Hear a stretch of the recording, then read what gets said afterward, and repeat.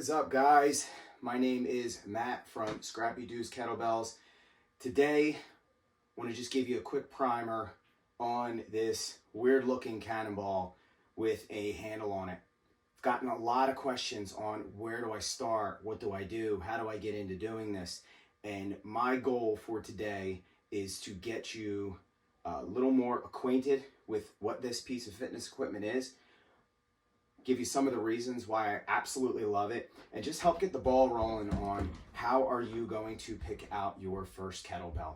What are some of the things you want to look for and stuff like that. So the first thing I'm going to get into is my son's kettlebell over here. This is in pounds. I just got done a workout, so I'm pretty, if you hear me, a little out of breath. But what we have here is a 10-pound kettlebell. What I like to call these are kind of like yoga bells. They are not a professional grade bell. Will it get you started? Yes. But for men and even women, I think that this might be a little bit on the light side, a little bit too light. Will I recommend this? No, it's not something that I'm going to recommend. Moving into our next bell here, we have a Kettlebell Kings competition bell. You can see the bright colors of the bell. These bells are the competition bells. What differentiates them from a hardstyle bell is the material they're made out of, one, which is steel versus cast iron. Two, they are a hollow core design, meaning they're hollow on the inside. With a competition bell, each bell is going to be the exact dimensions. That's so that when you are learning your snatch or learning your jerk, or your clean, you are going to have the same dimensions, just the weight will change. And I'm going to demonstrate that. I'm going to show that in just a second here as I get to it. Competition bells, I don't think you can go wrong with. They are a little bit more expensive sometimes, but I do think it's well worth it. I really do. The colors, the bright colors that they come with are pretty much so universal colors. This yellow color here signifies 16 kilos. This bell right here also is a 16 kilo bell from Kettlebell Kings, but it's black with yellow rings around it. These yellow rings signify that it's 16 kilos. This is one of their fitness bells. I did try one of these out. This is the first and the only one of them that I bought. They have a little bit of a indent right here. You can see this indentation right here. And the purpose for that is when the bell is in the rack position, your forearm lays in there. This is a fault of my own, but I have not been able to get that lined up perfectly every time I clean this bell or go to press it. I still do think it's a good idea. They are also hollow, but the base of them, you can't see the hollow core inside of them. So would I recommend them? Absolutely. You're going to see a theme here. A lot of this stuff is from Kettlebell Kings. I really do like the quality of their bells. I really do like their bells. They're just, I haven't had any issues with them at all. I have noticed a difference in some of the finishes of the handles. Some were finished with maybe, say, an 80 grit, while the others were finished with a 120 grit. That's not a problem. You can finish your own bells however you'd like. If a grip is too aggressive for you, you can always go over it with a finer grade emery cloth.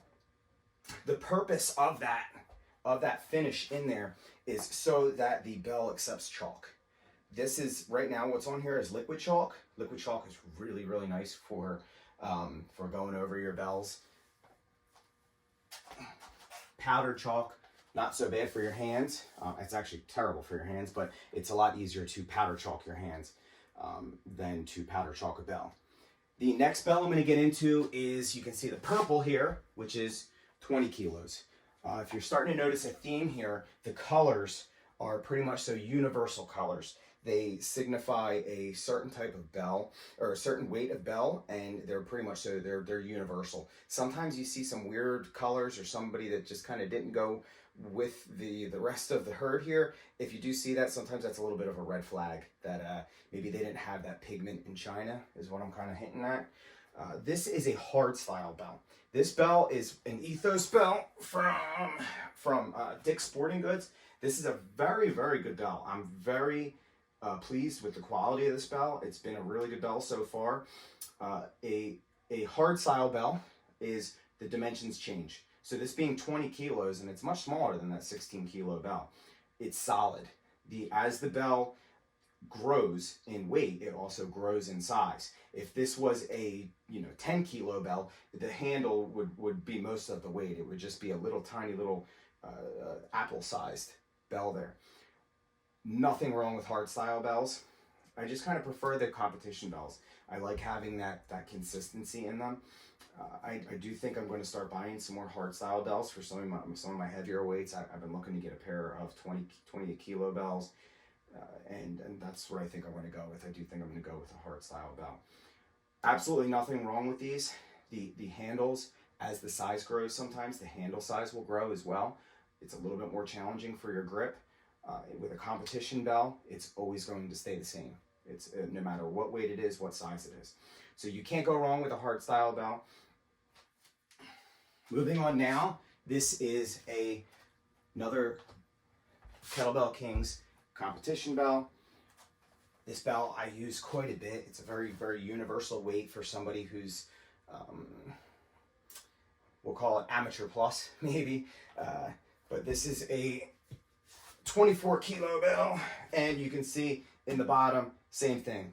It's hollow, but if I was to pinch right here and pinch that 16 kilo bell, the thickness is, I can feel how much thicker it is. 24 kilos comes out to be 53 pounds or so. Also an excellent bell. This bell and that bell are the same sizes. If we strip the paint off of them, you'd be hard pressed to tell which one was which. Cannot go wrong, once again, with a competition bell. I really do like them. The bases on them are machined and finished very well. You get a lot of stability in the base, is maybe the word that I'm looking for, if you're going to do, like, say, push-ups to renegade rows, that kind of a thing. Now, the last style of bell that I have here, I'm not going to put this on my knee. I'm not going to pick it up, and I'm not going to hold it the rest of this video. I will flip it around a little bit and give you a look-see. But this bell right here is a 32 kilo Kettlebell Kings adjustable bell. Actually, maybe I will. 32 kilo Kettlebell Kings adjustable bell.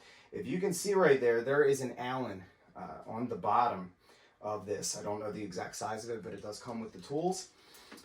The Allen comes off, and this case splits straight down the center. Inside is a large, maybe like a 26 or 28 millimeter nut that goes over a thread. That then there's a stack of weights. There's some 2 kilos, some 4 kilos, some 1 kilos. Like I said, right now everything's in it. It's 32 kilos, so that's 70 pounds on my knee right now. So I have a pretty hefty amount of weight on there. One of the things I do want to mention with these is the machining is absolutely amazing. They did an extremely good job. I was worried about the seam of it, and the seam is very good. I thought I was going to get pinched, or there was going to be hot spots there. The next thing I want to point out with this bell is the handle, grip, and the window size is different from a standard competition bell. I don't know how well you can see that on camera here, but it is different. You can see that this sticks up much larger, the window size is different, and I'm sure it just came down to there was no other possible way to make it what it was without making that adjustment. You got to figure they did fit in a lot of, for a kettlebell, they fit a lot of technology into just this size. So there had to be some compromises, and I'm assuming that that's where the compromise came from. It would be nice to know, because in the rack position for, say, for front squats, just tonight I was doing offset front squats with 32 kilos on one side and 24 on the other, and your rack position for front squatting, it changes the dynamic. Although the weight is, not only is the weight different, but even if I was to have them both at 24 kilos, it really does. And you can see where as I get fatigued and I come up, that bell rolls around and I have to quit the lift. I I had to abandon ship. So, with that being said, I'm going to put these back now.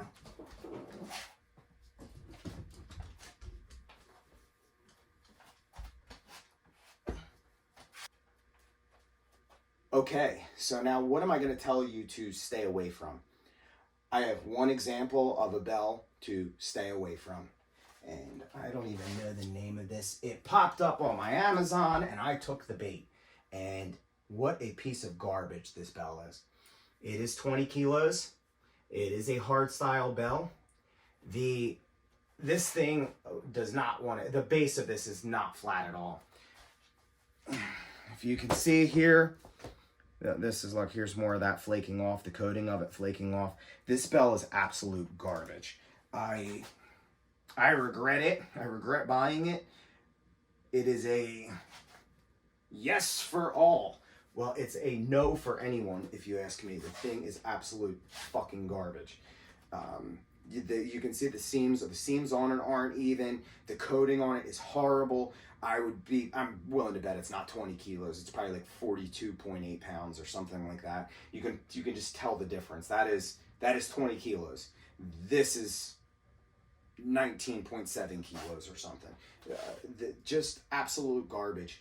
And why I did it, it's one of those things where Amazon just kind of jammed it down my throat, and I was like, oh yeah, great deal, great sale, sure, I'll buy it. And I bought it, and it's not worth the weight in scrap weight. It's an absolute garbage bell. This I know as a hard style bell will last me forever, absolutely forever. This is just a piece of garbage. It really is. So I will say to stay away from some of these cheaper Chinese names. There are these cheaper Chinese bells. Some names that I can throw out for you that are good names to get a bell are going to be Kettlebell Kings, Bells of Steel. Paradigm makes good bells as well. I'm just trying to think of some of them that I put in my hand. I know that the Dick's Sporting Goods, their Ethos bells are actually really, really nice. So those are some of the bells that you could take into account for purchasing.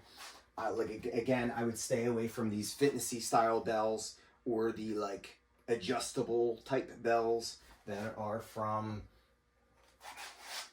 Bowflex and stuff like that, or that are very odd or weird shapes. You probably do not want to go get a gorilla head, 32 kilo bell as your first kettlebell. Now, you will have a range of strengths and where people's mobility is and their strength and their endurance. I don't think that you can go wrong with buying, as a man, starting off with a 16 kilo bell.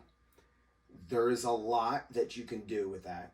And for a woman, I would say 10 to 12 kilo bell would be a really, really good starting point. The most important part of this is you have to remember this is an unorthodox piece of fitness equipment. Everybody has, for the most part, has picked up a set of dumbbells or messed around with a barbell or possibly even some kind of a machine. This is definitely one of those pieces of fitness equipment that a lot of people have never touched before. This isn't a common thing to be sitting in your basement that was your dad's when he was 20 years old. I want your first interaction with the kettlebell to be a good one. That's why I want to steer you away from buying the Chinese bells off of Amazon. I know the price can be alluring, but just stay away from them. Your first interaction with this thing needs to be a good one, and starting off with a good quality bell is absolutely crucial. The way that it feels, if you start off with something like that and the finish starts chipping away in your hand the first 3 weeks that you have it, and you got a piece of whatever paint that is stuck inside of your hand, you're not going to want to continue doing this. Starting off with something good quality, the point of all this is invest in yourself. You are absolutely worth it. 100% you are worth the couple $100s that it would be. And also, don't let your ego get in the way. I know if you are a big, strong man, you're going to want to run to, 32 kilos, 70 pounds. That's absolutely nothing. Of course, I do way more than that. You have to remember that it is a ballistic tool. It is an explosive tool. It's not it's nothing like a barbell, nothing like a dumbbell. Swinging a 32 kilo bell is a lot different than deadlifting 32 kilos. There's a ballistic element involved there that I don't think is truly measurable, but only your glutes and hamstrings can measure that. And just really want your first interaction to be a great one. So if you like what you've seen so far, please subscribe to the channel. Check out some of my other videos.